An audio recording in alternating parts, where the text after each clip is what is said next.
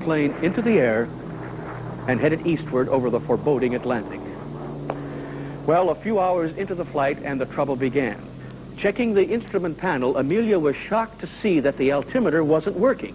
Now, that's the gauge which tells you at what altitude the plane is flying. A moment later, she felt this strange vibration and saw that it was being caused by the exhaust pipes, which were slowly being torn away from the side of the plane. Now, you see, if they tore completely away, they could cause such vibration that the plane could be sent spinning out of control. Next thing you know, I was flying smack in the middle of a bunch of storm clouds which were tossing the plane around like a toy. It took every ounce of my strength to keep the Vega on course. Then, in trying to climb above the storm, I flew so high that ice formed on the wings, making the plane even more difficult to control. I was pretty desperate by then, so I put the Vega into a spin and dropped about 3,000 feet through the storm clouds, hoping to melt the ice. Suddenly, right before me, I saw whitecaps on the water and leveled off at the last possible. Well, Kitty's here to show us the upstairs of that Oakland home that we talked about yesterday. It started out as a kid house in the...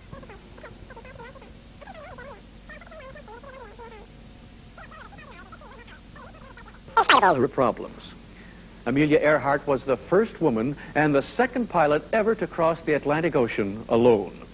Back in the United States, she was honored with a ceremony at Constitution Hall in Washington, D.C., at which President Hoover spoke these words. Miss Earhart's success has been won by an unselfish wish to help others to share in the rich opportunities of life, and by a wish also to enlarge those opportunities by expanding the powers of women. Her great enthusiasm for, as well as belief in, the future of flying carried over into Amelia's dedicated participation in the fight for women's equal opportunities. And though she believed that women should never forsake their most important role, that of homemaker and mother, she strongly campaigned for the equal rights of women, writing many articles and making many speeches about it. It is not enough to allow women to hold positions of which they are capable, but the wages they earn must be based on work itself, not on sex or any other consideration. I think Amelia would be pleased to see the many honors being won by women today, as, lawyers, doctors, architects, senators, and even jockeys. Among the many courageous flights made by Amelia Earhart were such record setters as her transcontinental solo flight from east to west coast and back again, her solo flight from Hawaii to California, by which she became the first person, male or female, to fly that Pacific route, and her nonstop flight of 2,125 miles from Mexico City to Newark, New Jersey. She was awarded the Distinguished Flying Cross by Congress, as well as hundreds of medals and honors the world over. But in spite of her many extraordinary flying achievements and the glory that went with them, there was still one grand challenge which kept beckoning Amelia, and that was the challenge to fly around the world. Now, the plane in which she would circle the globe would be that twin-engine Electra we were talking about a little while ago, an all-metal monoplane with retractable landing gear and a top speed of over 200 miles per hour. Now, Amelia's first attempt at the world flight was cut short when she crashed on takeoff at Luke's Field in Hawaii. Undaunted, she had the Electra repaired and took off again. Accompanied by Fred Noonan, considered then to be one of the world's best aerial navigators, and who had already crossed the Pacific a dozen times with Pan American Airlines. Well, their great adventure began on the morning of June 1st, 1937. And the plan was to fly eastward across the Atlantic, then across Africa, Asia, and finally the Pacific. Everything went well, and finally they arrived at Lae, New Guinea, on the western shore of the Pacific Ocean.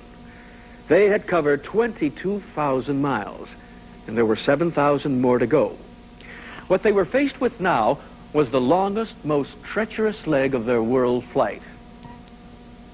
A news report went out by wireless to New York as soon as the Electra took off from New Guinea.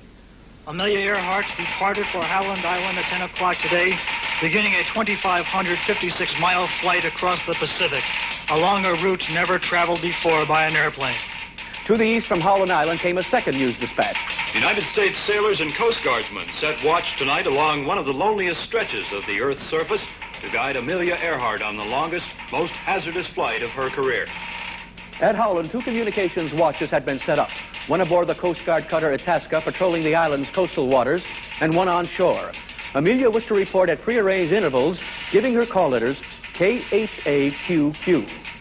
Well, about midnight, after the plane had been airborne for some 12 hours, the Itasca attempted its first contact with the Electra. There was no answer.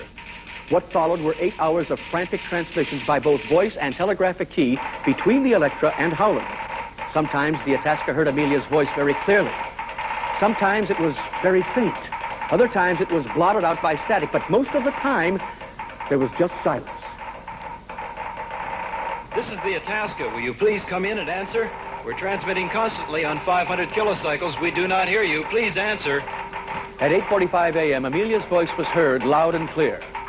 KHAQQ calling Itasca. KHAQQ calling Itasca. We cannot hear you. We are running north and south. Repeat, we are running north and south. That was the last time Amelia Earhart's voice was ever heard. Now, the Itasca continued sending signals until noon. You see, that was the longest, by the best estimates, that the Electra could stay in the air. Well, the brutal truth was that Amelia Earhart and Fred Noonan had gone down somewhere in the South Pacific. Where exactly, no one knew. Many ships and planes rushed to the area, combing the South Pacific. It was the most extensive sea search in history, covering more than 250,000 square miles. But no sign of the Electra could be found, and after 16 days, the search was called off. To this day, the fate of Amelia Earhart and Fred Noonan remains a mystery. Some believe the plane went down near an uninhabited island and that Amelia and Fred survived by living on tropical fruits and wild animals. Others claim that the Electra landed near a Japanese-held island where both pilots were captured and questioned and then were either executed or died later in prison. And a book published as recently as 1970 declared that Amelia was alive and well in the United States and living under a different name. Well, the mystery lives on, but, well, then so does the memory of a brave and dedicated woman who dared to defy the beliefs and customs of her day just as she dared the dangers of the skies and the oceans.